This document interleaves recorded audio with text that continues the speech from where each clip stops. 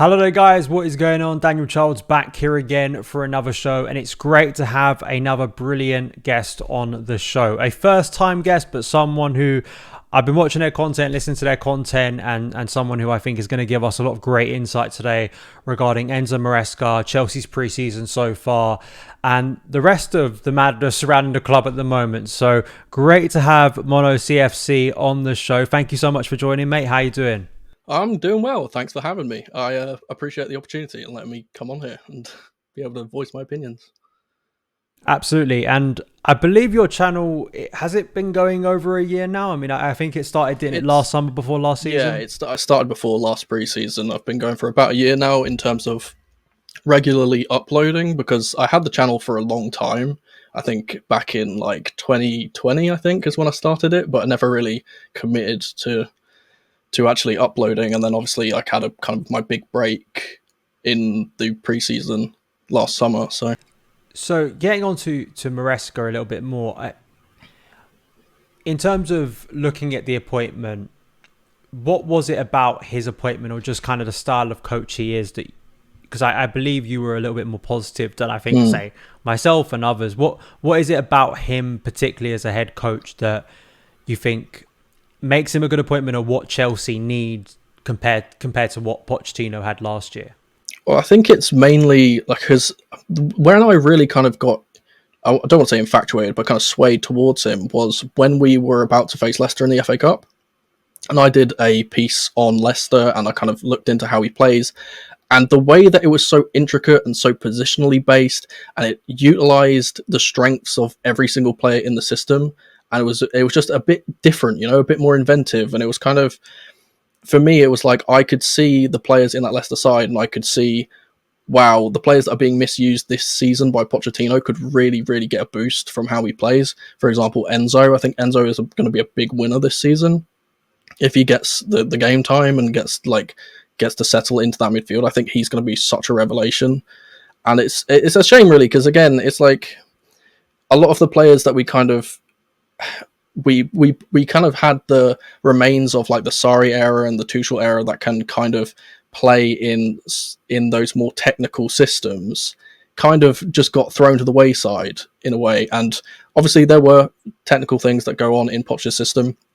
It's not all just running around, but the majority of it was just let's work hard. And it always felt like the players that were slightly more lazier, even if they were better on the ball, were kind of not really utilized as well as they could be.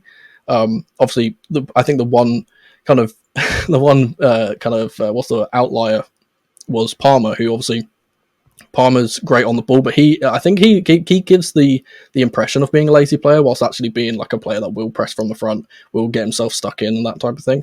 And when I basically was doing my breakdown on Leicester, I saw so many parallels to this Chelsea team and the players that we had, and I was like, this could work for us really well. And yeah, it was just one of those things, because I think that the main thing was the main kind of driving point for me was it's really wing focused, focused on getting wide. It had the box midfield, which we kind of experimented with Pochettino's like 3-2-5 system that he kind of used. And it also had the three at the back, and our team has always been good with a three at the back. And unfortunately, the one player that I feel like would be really good in this system is one of the players that hasn't been taken, and that's Chalobah. I feel like he's an excellent right centre back, and he's just tailor-made for the system, and he's not there. And obviously, we've seen for Fofana, obviously he's coming back from a bad injury, and he hasn't been playing very well. Chempong is kind of very, very inexperienced in this system, and he didn't do very well in that position either. And it's just kind of like, I can see the pieces can fit together, and I feel like we just got to be a bit patient and wait until it does. But when I first kind of saw the way that Leicester team played, and obviously I went back and looked at a lot of their previous games when they went on that really, really good run. Obviously, people like to talk about the fact that they bottled the lead or whatever, but like they had to get the lead first, to bottle it. And yeah, just so many of the things I saw there was so similar. Like, even just comparing the way that the striker played was very similar to how Jackson was playing, where he's dropping deep, linking up, coming into the midfield four as the fifth man, and then playing us to the wings. And then obviously our wing play, our best player was our winger. It was Palmer. So like, as soon as we get it out there, then we can make things happen. And I was just kind of enthralled at the way that every player in that team seemed to know where everyone else was without thinking about it. And that wasn't something that it felt like when we were playing under Pochettino, that a lot of the things that we were doing were very improvised and very kind of spur of the moment. And every single one of those like bits of individual brilliance, like for example, Palmer's goal against, I think it was against Luton, where he rounds the goalkeeper, or the other, I can't remember what team it was against, where he plays the 1-2 little back heel with Jackson. And it's one of those things where it didn't feel like to me that it was like, oh, these are pre-planned kind of movements. It was always like, wow, our players are just grabbing the game by the scruff of the neck and winning. And obviously I was a person that kind of, at the time, was very kind of hit or miss with Poch, and I was just seeing the way that team played, and I was like, I feel like if Chelsea played this way, it would be so much more not only effective but pleasing to the eye. And I guess that's kind of partially the reason why I'm kind of swayed, is that my perception of just football in general, I love passing football. I think it's like more fun to watch, and at the end of the day, like, even though I want us to win, I want us to obviously be successful, part of the fun of watching football is watching good football. And I just felt like at times last season we were just like playing such horrible football. It was just really unfun to watch at times, and it's a sad thing when it's something that you love so much, like Chelsea, just kind of makes you feel depressed every week. And it's just like I go out of every weekend being like, wow, my weekend has been ruined, and it's just like I didn't want that anymore, you know.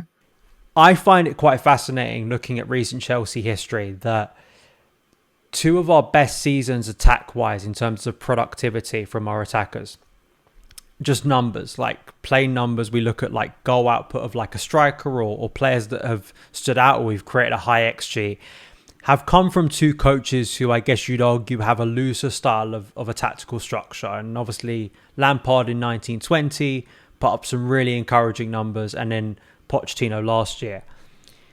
And then when I look at Tuchel, for instance, who had a very kind of more intricate, much more controlled style of play, we had a real difficulty creating chances, and our attack really struggled to put up consistent numbers. And I think you could argue similar about Sarri, although I'm more positive about Sarri than other people. I think same. Objectively he had a very good season, and I almost would have been fascinated to see what a second season would be. But there is just a harsh reality that he just wasn't a good fit for Chelsea. Like, it just culturally, it was just never going to work. But that's the past. I think my concern with Maresca is this desire for control and passing football. What does it mean for a player like Palmer and for Jackson, who for me put up numbers that I'd been, especially Palmer, I mean, just insane numbers. Yeah.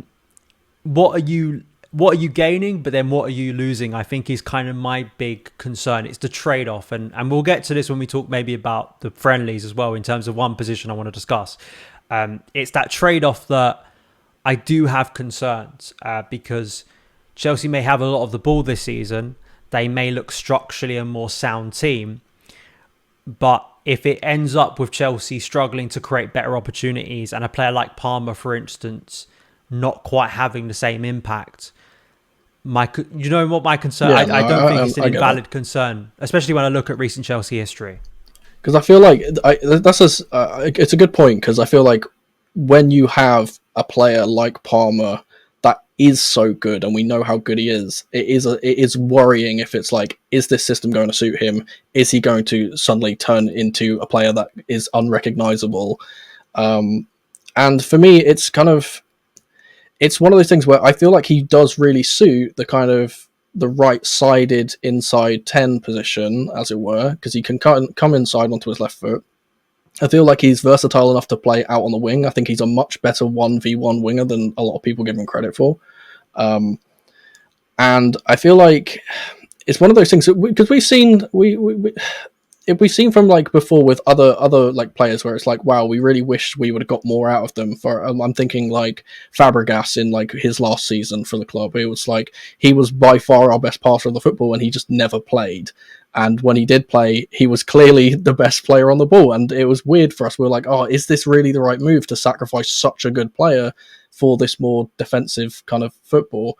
And yeah, I guess it's about finding a balance. And I think that I do think this formation and this system can be balanced in that way. I don't think it has proven to be at the moment so far.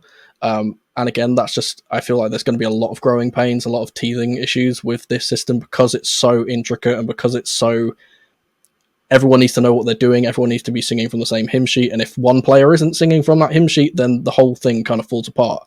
And I feel like it's definitely a valid concern with someone like Palmer. I don't think Palmer is particularly going to be a player that is harmed in any way. I think that he's I think that when Maresca was looking at the team before he was appointed and he was highlighting key individuals and how he wanted to set his team up, I feel like Palmer would have been one of the players that he's like, I need to build my team around him.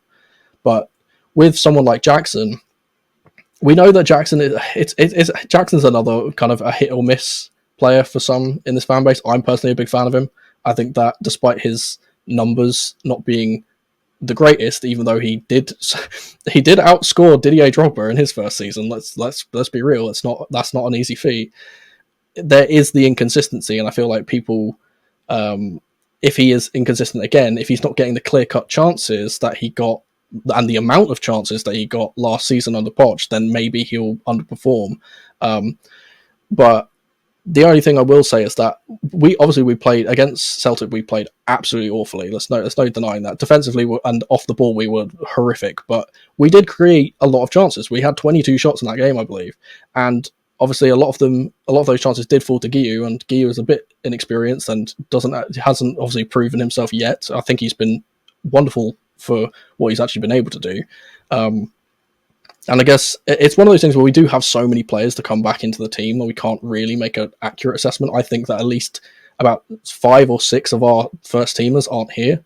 So it's kind of hard to judge. But I feel like Jackson, especially if he is given as many opportunities as we made in that Celtic game, I feel like he at least gets one, you know? And I mean, if he's getting one goal every single game, then, well, you've got 38 goals a season, you know? Yeah, it's I think there are variables that I said at the end of last season that made it very difficult to judge the true quality of this squad without any new signings. Is like the amount of injuries we had last year to players that you could deem first teamers. I mean, it's a bit weird with like a player like James, right? Because he's been injured for so long, and this has been a narrative that's been going on even preceding the new ownership, right? So, I guess at some point, especially, I feel like this is going to be a quite defining season for Reece James' career.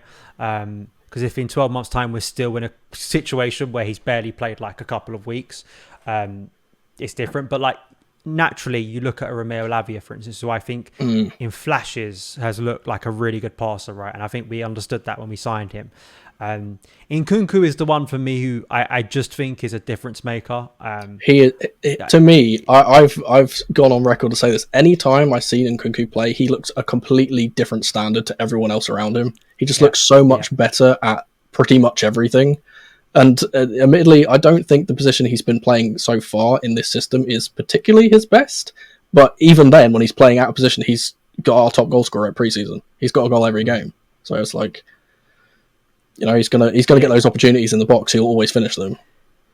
Yeah, I mean, in terms of like, especially once you get into the box, I think we see a lot of Chelsea players get into that position. Palmer has obviously proved to be a level above last year, but we see a lot of players. I think Jackson's guilty of it. Even I'm a big fan of his. List any Chelsea attacker over the past few seasons, right? They get into that box and either they're crowded out, they don't really know what to do with the ball, or their decision making just lets them down, right?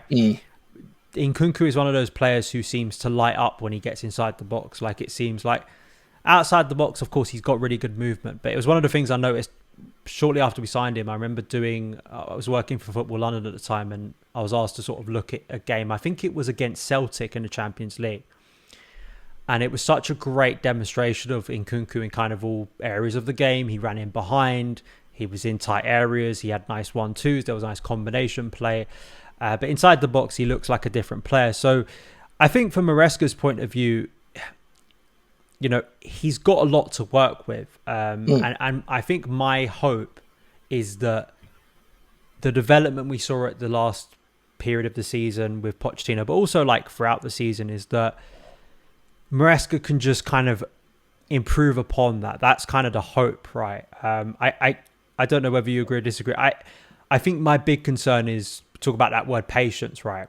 Mm. Is I just don't think there is any left, not just from fans, but like financially, Chelsea cannot afford another real transition season. Like he needs to get European, not just European football, he needs to get Champions League football. Like that's just a reality. So do you think Maresca, who strikes me as, and I'm not saying this is entirely a bad thing, he is a bit of an ideologue, right? He is someone who firmly believes in his style of play. There comes a reality at this level, right, where you have to be flexible. You have to adapt at times. Will he have to adapt himself?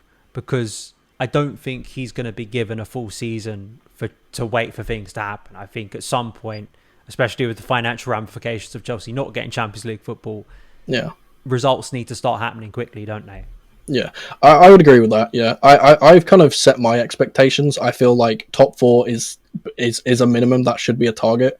I genuinely believe that we should be winning the Conference League. If the level of opposition that is in that competition, we should be walking to that final at least. We should be getting to that final easily. It's the best chance of silverware we've had in years. Yeah, 100%. I agree with that.